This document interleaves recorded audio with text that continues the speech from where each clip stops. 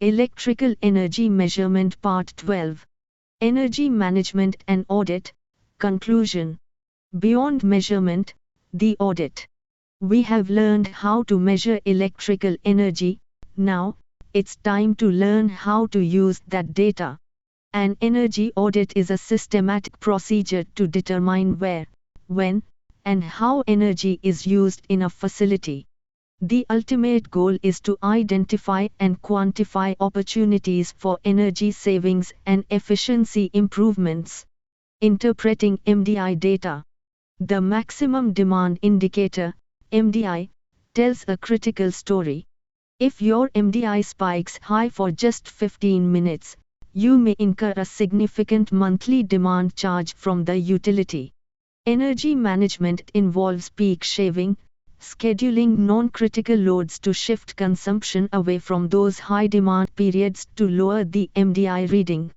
Power factor correction, PFC.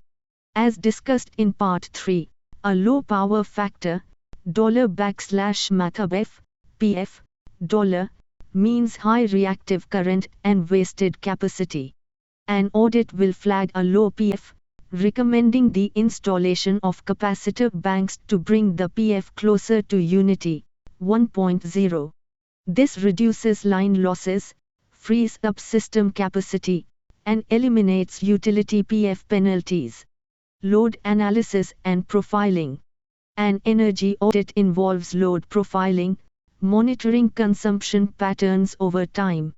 By tracking data from time of use, to meters, you can identify loads that are running when they shouldn't be, e.g., HVAC systems operating during unoccupied hours, and implement schedule-based controls.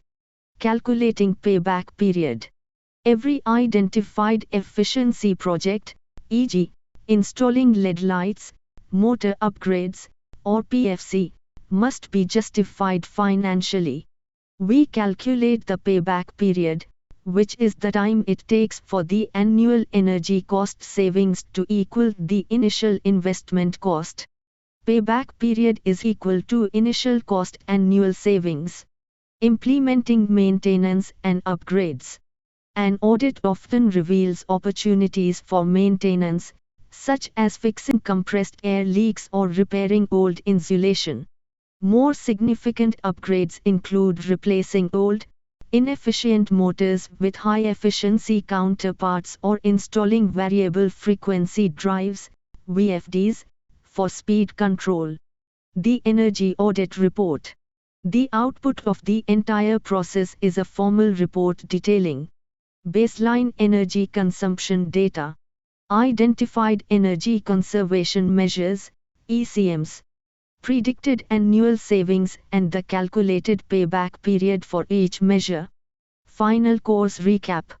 Congratulations!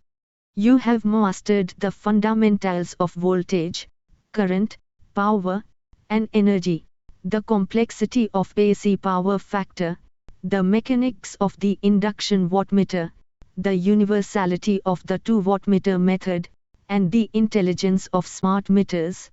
You now have the skills to accurately measure and verify electrical energy. What's next in your career?